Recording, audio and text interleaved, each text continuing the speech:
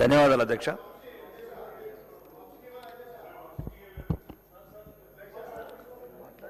అధ్యక్ష, ఇంతకుముందు గల్ఫ్ కార్మికుల గురించి మాట్లాడాను అధ్యక్ష. గల్ఫ్ కార్మికుల సమస్యల గురించి మాట్లాడినప్పుడు గౌరవనీయ ముఖ్యమంత్రి గారు మానవతా హృదయంతో స్పందించి దాని మీద ఒక మెమో ఇష్యూ చేశారు అధ్యక్ష. దాంట్లో విప్ గారు ఆది శ్రీనివాస్ అన్న కృషి చాలా ఉంది అధ్యక్ష. అప్పటి నుంచి ఒక మెమో ఇష్యూ చేసిన తర్వాత ఇప్పటి వరకు 120 మంది చనిపోయారు అధ్యక్ష.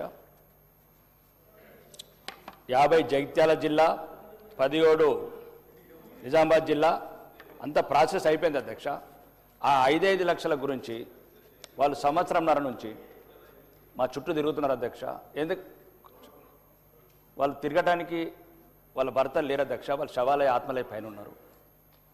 మంత్రుల చుట్టూ, అధికారుల చుట్టూ, ఎమ్మెల్యేల చుట్టూ తిరిగి వాళ్ళు ఏమి ఇయ్యలేరు అధ్యక్ష.